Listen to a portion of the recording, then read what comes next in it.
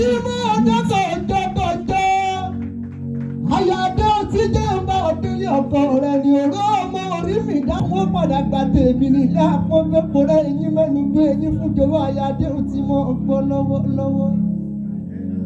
right, coming up next, so that you know that we have gender equality. Joining the amiable ladies on stage is no other person than Mr. Olalekan Wasiudeen. Olalekan Wasiudeen is a seasoned ICT professional and entrepreneur with deep experience in networking engineering, infrastructural development, and technology innovation. With a background in electronic engineering and advanced training in psychology, he has contributed significantly to Nigerians' early ICT growth through strategic technical projects and system development roles. He is known for his pioneering involvement in ICT infrastructure development for major institutions and later expanded his influence into entrepreneurship and media. He is the founder of Libra Multimedia Limited, under which he runs Libra TV and Production Studio, reflecting a unique blend of technology experts and creative enterprise. Where are my YouTube lovers?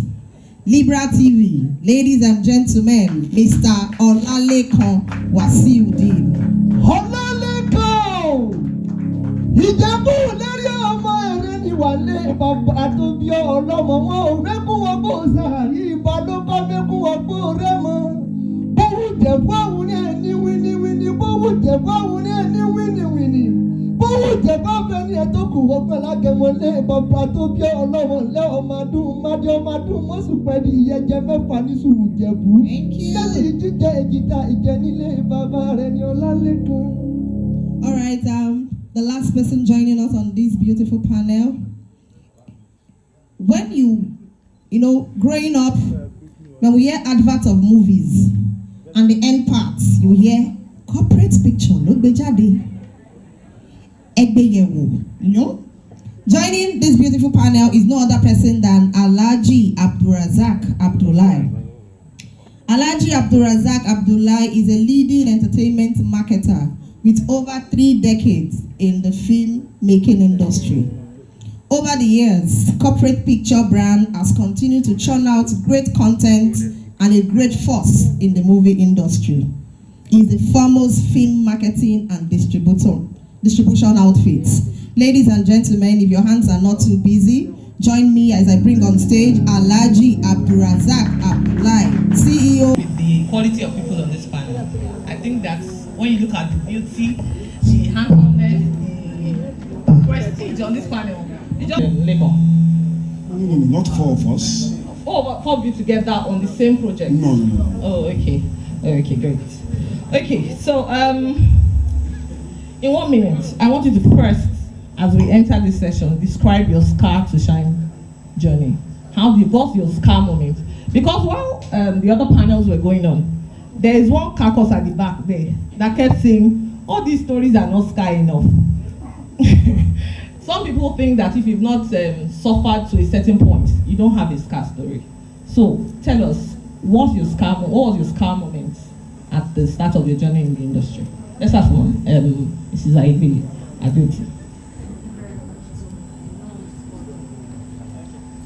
Thank you very much. Good afternoon, everyone. Mic check. Thank you for inviting me and thank you for putting this together. Can we give him a round of applause, please? Thank you very much. So, scar to shine. When you think about it, scar to shine. Honestly, if you ask me, I'll say that the theme of today's event is very powerful. Because the scar that challenges us the most actually eventually becomes what shapes us. Most times, the scars that we're trying to hide becomes our strength, becomes our growth, and even our purpose. I have so many stories to share with you guys, because obviously to shine is not easy. There will be a lot of hurdles. There will be a lot of challenges. Trust me. You're looking at Mercy all dressed up, all beautiful, look, here with you. But to God be the glory. To God be the glory. It wasn't easy at the beginning. I have lots of stories to share. But I'm just going to share one because of time constraints. Okay, so the creative industry is very beautiful, but also very demanding. I will share this story. I think I've mentioned it once or twice, but I'm just going to share it for the benefit of you all that are here, so that we can learn. I mean, this platform is for us to learn, relearn, teach, and encourage each other, and motivate each other. So, several years ago, I was on a set of a movie titled Akukoija. I don't know if any one of you got to see that film, produced by Wemimo Olupo. Did anybody watch Akukoija? So it's a film that had myself and Femi Branch wear the same lace, and there was so when we were filming, one of my colleagues was in a hurry. He was like, Shike, I have to go. He wanted to go to another set. And then I said, Uncle Yomi, it was Uncle Yomi Fashion. So I was like, Uncle Yomi, Bolelo. He said, he has to get to another set. He has to leave. I said, which set are you going? And then he mentioned the title of the film. And I was like, I'm supposed to be in that film now. The production manager called me. The producer called me. And they even told me the role I was going to play. They sent me a script, but nobody got back to me.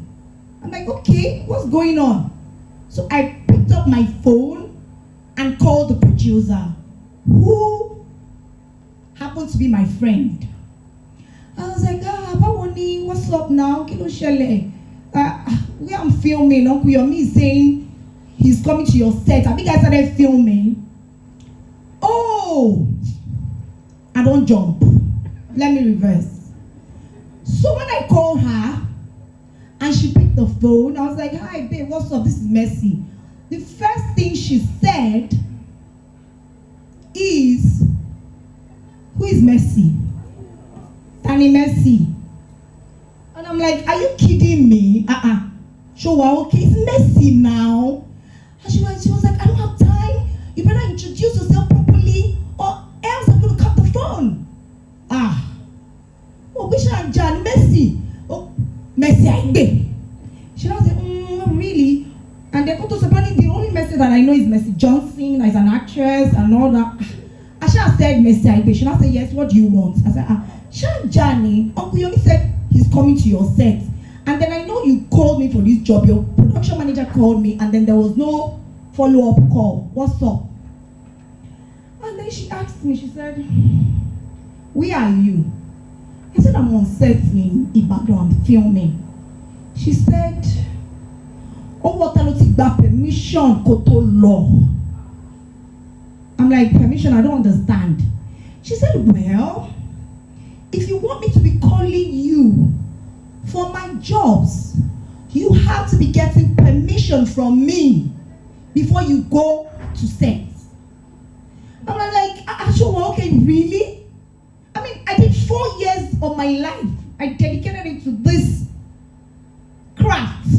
And then I had to be taking permission. She said, well, there's a form, you have to get the form. Yada, yada, yada. She was just saying a lot of things. You have to get the form, and then you fill it, and then henceforth, once you're under me, under my guidance, you can't go anywhere. I have to tell you who to work with, who not to work with, what to do, what. Don't miss out the fact that I said that this person is my friend, though. So you can only imagine how I felt, or how I was feeling listening to her say that. And then the next thing she said, anyway, if you cannot do all that,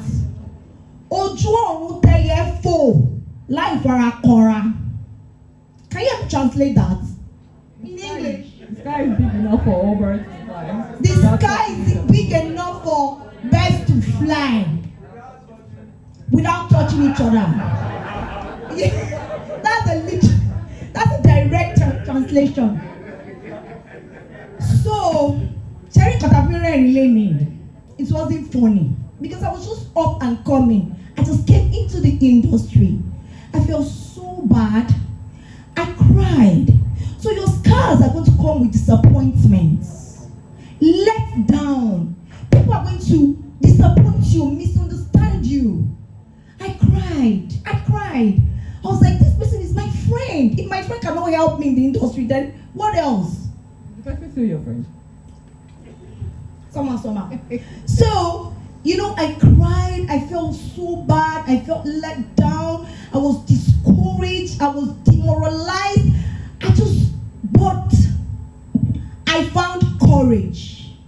And that's one thing that you need to be successful in this industry, courage. So I found that courage and I kept going. I was like, hey, okay, no problem. I'll keep going. So there's a need for you to believe in yourself, believe in your journey. It's very important. I believed so much in myself. I kept going. It wasn't easy. Like I said, I have a lot of stories. I'm just sharing this. I kept going. I was going for auditions. I was giving my best. That same person we met on set several times after that encounter, and we're not talking for like 3 years. We didn't talk. But I kept going. If I get 2 things, I'll play those 2 things as if my life depended on it. You know why? Because I believe that somebody somewhere, a producer, a filmmaker would watch just that scene. You know how people check into the hotel and African Magic comes on, and only the person singing and wow, this girl gave a performance. And lo and behold, 4 years later, green, my phone rang. And guess who called me? My friend called me. That person. She was like, hello, Messi Baroni. I said, hello, Talo Soro.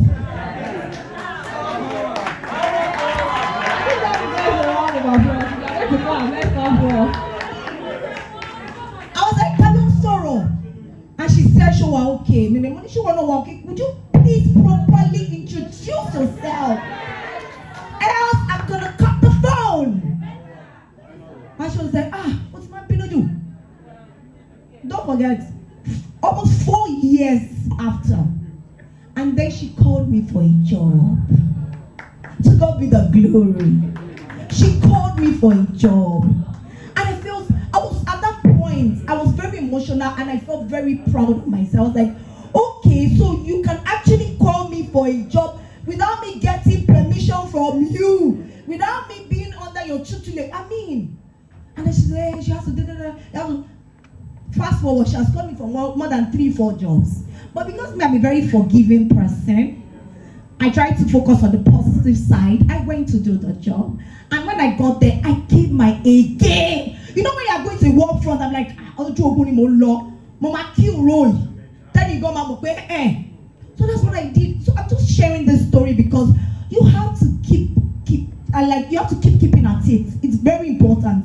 And then don't compare your journey with anybody else's journey. When people are winning, applaud them. Because your time will come. Most definitely, your time will come. And then, look, there's so many things. I don't even want to delve into a lot of stories that I have experienced, my scars in the industry. Because and then growth, see, I want to round up. Growth is very important. You have to keep learning. You have to keep evolving. You have to keep reinventing yourself. Am I communicating? You have to keep adding value to you. It is very important. And before I go, I want to quickly use this analogy. Growth, I said, is not pretty. It's not like taking a seed and you bury the seed. What happens to the seed? It dies. For it to blossom, it's going to die. So it means that it will go through, it's a journey, it's a process. It will shed its skin, it will die, and then what happens? It sprouts and becomes beautiful and it blossoms. So if you keep keeping at it, trust me, you will shine through your scar. Thank you very much. God bless you. Thank you so much. You have given us a lot to think about. But before we go on, I want to talk to Dr. Wasidi. There's so much for today. Really, for me, it's nothing because the purpose, like she said, you have to check your purpose. My purpose is not to come and sell my face. I'm not an actor. They are actors, they're celebrities. I'm not supposed to be a celebrity. I'm supposed to come and build a brand. And that brand is my focus.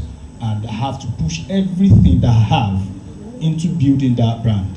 And so if I walk into a place, I'm not looking to be a celebrity. I enjoy the life behind the scene.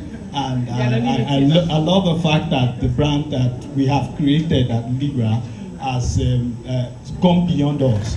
I mean, a friend called me from UK in our early days. This was around 2019. That she was at a restaurant and people were talking about my brand, and they said that that brand, that the owner actually resides in London, and the person in Nigeria, not even in Lagos, in Ibadan now, because you know the whole of it started in Ibadan and still in Ibadan, so that the person in Ibadan is just holding forth for the owner in UK. So my friend just called me to tease me that Ogbeni Baolube still in UK. I just told her, I said, if they said I'm there, that's where I am. I want the brand to be everywhere. I want the brand to do exactly what I wanted to do. Because for me, if you heard my citation, it was all about networking and ICT, and that's my background.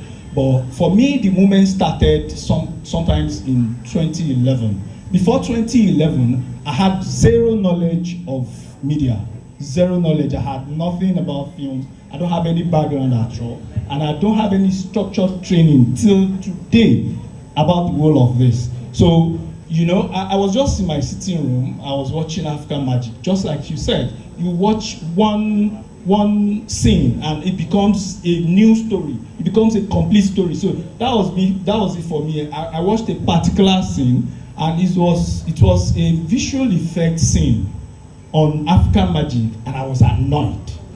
I was completely annoyed that, okay, television started in Nigeria in 1959 in Ibadan. The first television station in Africa started in Nigeria in Ibadan.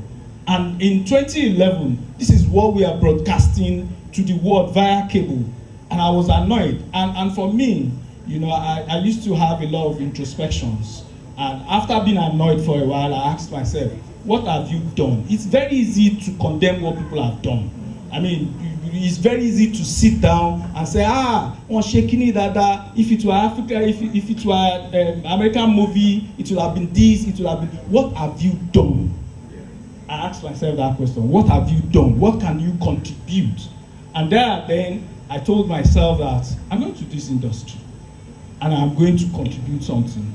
So, and what I want to contribute is to add value to what people there has been doing.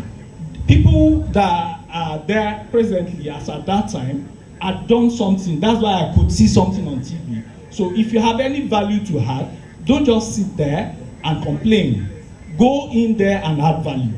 So value adding is what brought me here. It's not to come and sell my face. So I don't lose focus of the fact that, okay, I want to be known, I want to be seen. I think I enjoy my private moment, but I love the fact that when people talk about my brand and when they hear that brand, what comes to their mind is usually quality.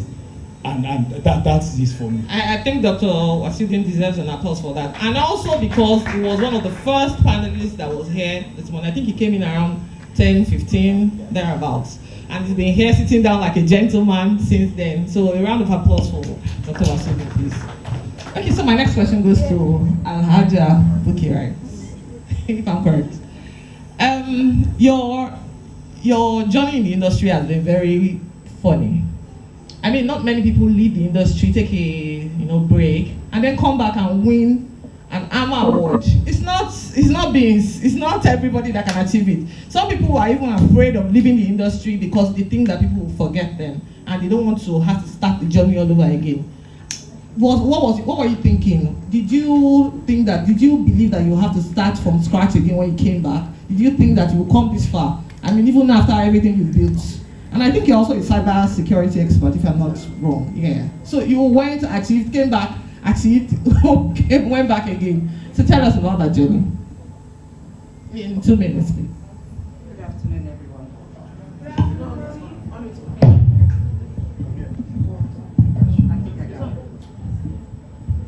Good afternoon, everyone. My journey is very funny, like you said. But I would say this. First of all, I'll start by saying this that I've always said. If you want to win any race in life, never you mind opposition. Because the minute you start to mind that opposition, forget totally about winning that race. And this race can come in any form, shape, or size. Always put that on your right hand. Never, but don't eat with it. My story of me going and coming. I don't believe in opposition. I don't cry over spilled milk. I want to move on. The only thing I will do, look at where I fell. Look at what needs to be done. And face my front. A lot of people don't know this about me. I'm not a very social person. I'm more of an introvert. I know she can testify to that. You don't see me so much in parties. Same here. I use that time. Please clap for her if you believe her. Please clap for her if you believe her. My husband is clapping. He knows. He's biased. So I use that time and energy to do something differently. And that's why you could call me a cybersecurity analyst, an IT auditor, a writer, or you call me an actor. I wear so many caps. And to the glory of God, let's clap if we are going to clap for my scar to shine is so funny. I don't know if I've ever said this before, and if I've said it, I don't think I ever said it enough. I actually started acting so that when my children grow up, they would be able to at least, I never thought of being a star, at least know where to find me. I am one woman that my children were taken from me when they were very young because I married into a very wealthy family. And I could not think I would become anything in this life. And here I am today. Wow. That deserves a round of applause. I came from a polygamous family. A lot of people would wonder, she's from Ife. But a lot of people know that I am from Ogun State, Abeokuta. I didn't get to know my father until I am grown. So it is a very, very, when you say scars, I had scars. But today, I am shining. I mean, shining beautifully. Shining beautifully. That sometimes I wonder, Bukky, who are you? But alhamdulillah, this is Bukky Whrigt sitting right here in front of you, and I know that I don't think there's any story anybody want to tell about me that I'm ashamed to tell myself. Because I will always tell people, if you do not tell your story yourself, they are going to tell it for you wrongly. So be courageous enough to tell your scars yourself, so that when it starts to heal, people can know where it actually hurts. Because they are not wearing your shoes, so they don't really know where it hurts. But to the glory of God, like I said, anytime I have a scar, I lock myself up and make sure that I come out with a shine. So that is the background of my story. Thank you so much. That was beautiful. So now we come to Alhaji Corporate, that I used to call him when we have limited time. So I'll just pick on one. My background: I am a child accountant, I am a lecturer, I am a tax consultant. Please, a round of applause. These are achievers. And up to today, I'm still a lecturer. For anybody that aspire to be child accountant, a lot of them go through us. Currently, I can say with boldness, the current Minister of Finance happened to be my student. The current chairman of the FRC man, Federal Inland Revenue, Zach, was also my student. There's hardly any industry that I go today that I will not see one of my students. You now ask yourself, as a professional accountant, what is my link with movie industry? It's all about interest, and it's all about what we call diversification. Don't put all your egg in one basket. Do business or business that are not related. But surprisingly, when I started, I put in a lot of money into this business. And at a point, I lost everything. At a point, I woke up one night and I asked myself, what am I even doing in this industry? Because at that point, I started borrowing from friends to survive. But I trust the process. I believed in what I was doing, and I was consistent with it. So consistent is the key. How many years did it take you to, stabilize? Almost 3 or 4 years. And to God be the glory, corporate picture is what it is today. And our watchword has always been quality. So what I tell anybody is that you must be consistent in whatever you do. If you knock on somebody's door and it's not open, and you leave that place, the door will not open. Keep knocking. The door will eventually be open for you.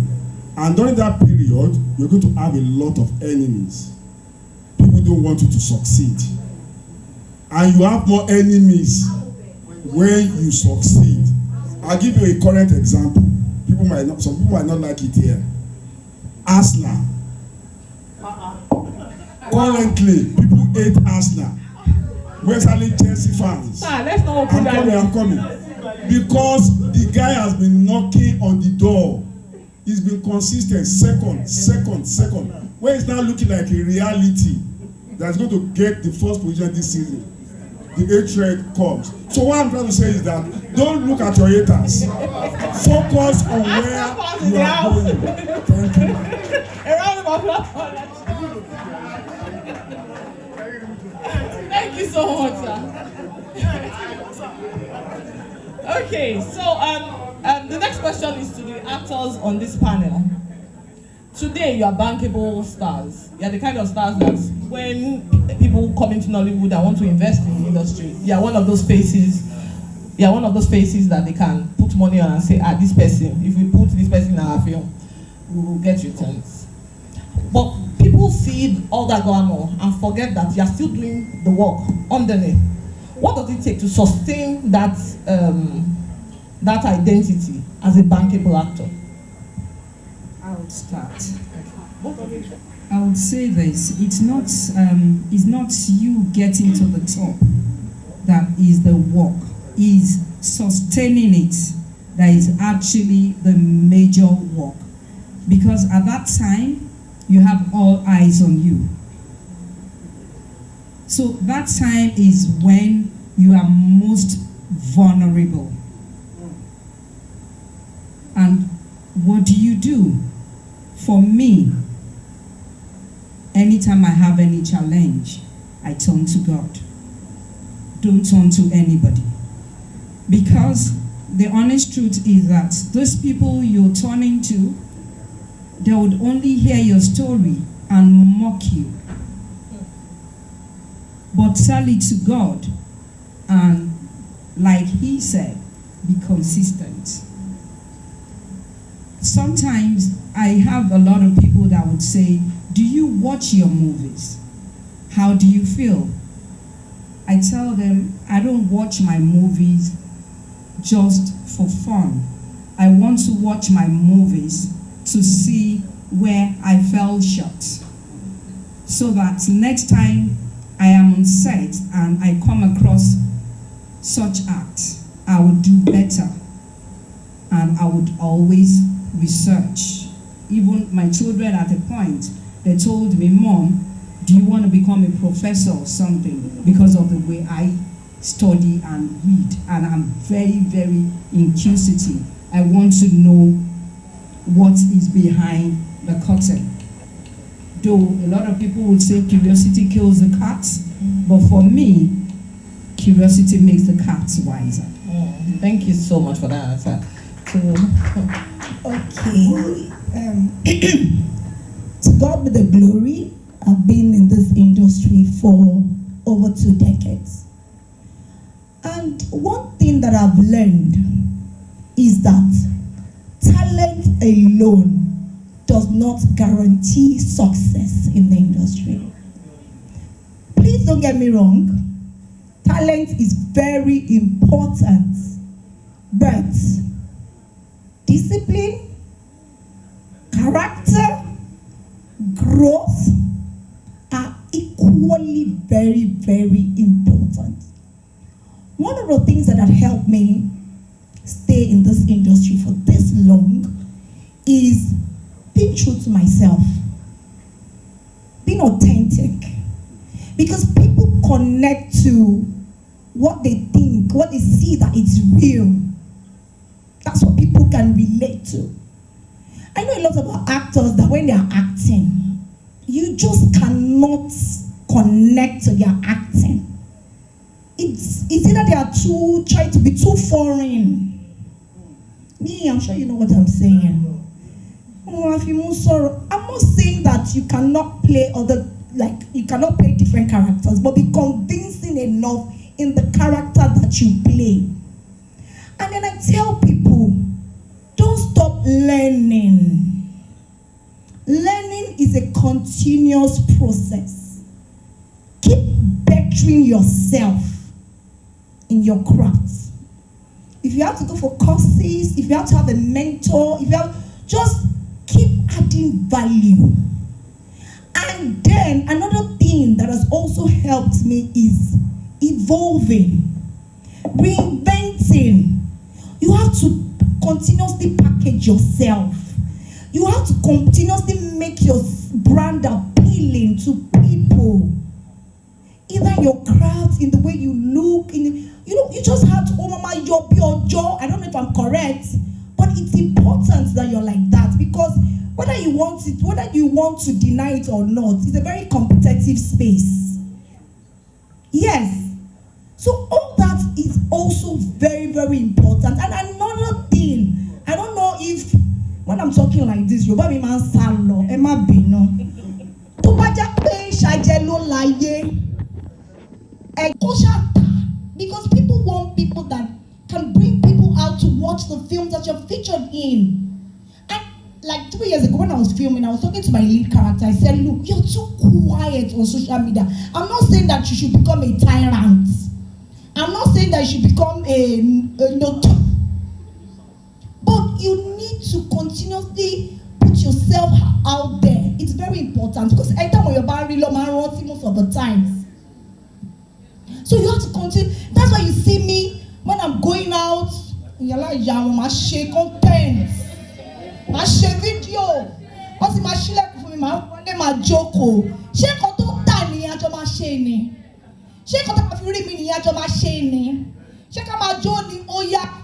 2 days ago, 3 days ago, Auntie Bukky called me and said, "Mercy, what about me? Share content, film me." And that's what I respect most about people that are in our era, because you have to look for a way to appeal to all generations, not just people in your era. The Gen Zs also have to relate with what you're selling, with your craft. And the direct Jola or Gen Z must relate in it. Joe, I saw a content that Auntie did with Toyin Aigbe, and she was beating, and that content went viral. So that way, people would get the message and see what you're trying to sell. So you have to all the time move with the times. You see that when I shot my film, Madam Daddy, I have to bring my husband. I have to tell my husband to a content creator. When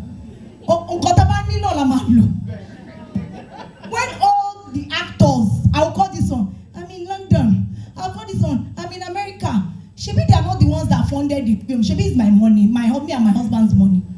I said, babe, oh yeah, Joe. We have to dance, we have to sell this film, At one point, I gave my husband Emiraltyafrica. People were abusing me on social media. Also called Aigbe. Thank you. Awalamo, get a course film. So we have to make our money back. So in essence, what I'm just saying is that you have to move with the times. If it's content creation that is selling as an entrepreneur, do content, showcase. As you are dancing, they are laughing, they are seeing your message, and they are buying. So another thing before I go, please, either you're an actor, you're a filmmaker, you are an entrepreneur, do not lose yourself to fit into any space. Because growth is a continuous process. You have to keep going, you have to keep growing, you have to keep learning, relearning, and unlearning. Thank you very much. Thank you so much. There's a lot in that insight that she just dropped. We'll come. The strength I've had is just like she said, to check the social media, check the norms, see what's going on, and cater for it, and make sure that you get the Gen Z into your. I do a lot of inference in data, and for where we sell, YouTube gives you loads of data. If you know how to work around the data YouTube gives, you know the kind of content that you create that will sell. You know who the demography of your audience and subscribers. And once you know all those things, you'll be able to do well. So one of the things we did at Vibra TV sometimes in 2020 was to buy our future audience. How did we buy future audience? We had a demography that we know the particular demography that will sell in the next 10 years. So we want to buy them now. So how do we buy them? We need to create the content that they need at that time, so that in 10 years' time, they will be there for us to harvest. So we invested into a series called Okoto. Okoto, at that time, we did season 1, and it was a hit. A lot of people watched it, and we got the kind of feedback that I still have the pillow in my house. Yes, okay. So we got the kind of feedback that we wanted with that series, and the success of season 1 pushed us into season 2, and that's why I shy away from doing series. You can see you have a lot of problem with actors when you have to go back and film more episodes and do your risk assessments. And of course, what we lost as money, it wasn't a loss in the whole gamut. I mean, we were able to still achieve our aim of cultivating our future audience, and that's what we're tapping At that moment, into you now. had lost a lot. Yes, I lost a lot of money. I saw Alaji laughing when I asked that question. He chuckled like, you don't know anything. Thank you very much. You see, like I said earlier, it's all about consistency. And there's something that guarantee that once you are up, you will stay up. To be up, you must know what your audience wants. You must do your research. You must get it right. Even when you get it right, there is still not that 100% guarantee